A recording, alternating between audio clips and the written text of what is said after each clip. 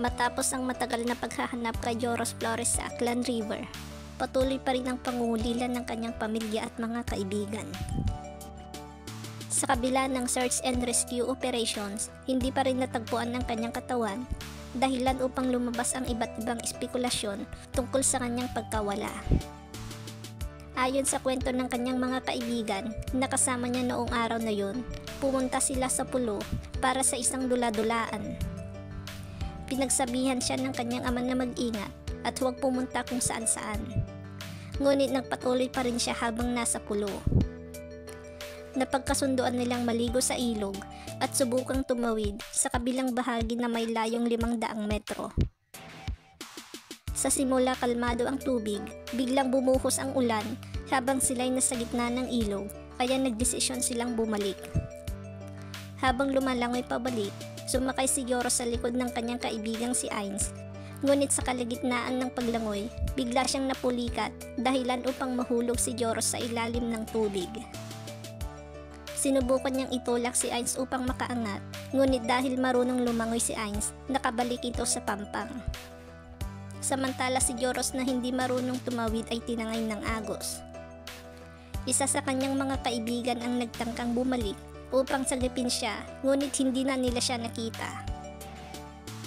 Bandang 2:00 ng hapon, may tumawag sa ina ni Joros na may nalulunod sa ilog at pinaniniwalaang ito nga ang kanyang anak.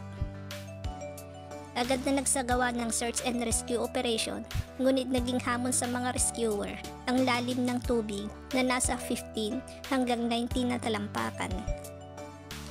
At ang lawak ng Aklan River na may habang 24 na kilometro. Ang ilog na ito ay kilala bilang isa sa pinakamalakas at pinakamapanganib sa Panay.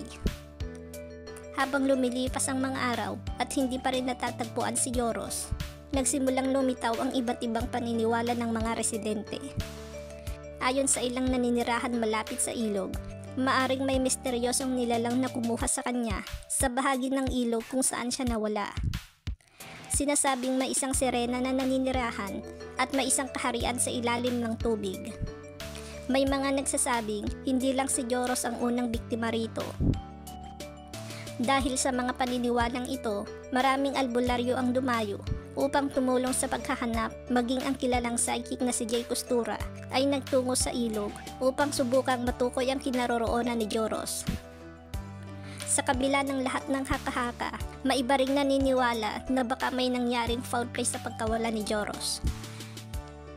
May mga nagsasabi na baka pinatay siya ng kanyang mga kasama at tinilibing, ngunit pinabuluanan ito ng kanyang ama dahil kasama niya noon ng kanyang pinsan. Maging ang pulisya ay nagsabing walang nakikitang senyales ng foul play sa kaso.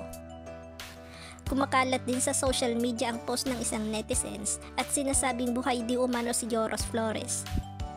Ayon sa kanya, si Manong nakapulot kay Joros, nasa kubo-kubo na bahay. Hindi makauwi kasi wala siyang maalala kung saan po parang bundok, may bahay doon puntahan nyo. Nandun yon kasama po ni Manong. Sa comment section makikita ang komento na nagngangalang Princess Veronica Mendoza at sinasabing buhay at palutang-lutang daw sa ilog. Sa ngayon patuloy pa rin ang paghahanap kay Joros at hindi pa rin nawawala ng pag-asa ang kanyang pamilya at mga kaibigan na isang araw ay makahanap siya.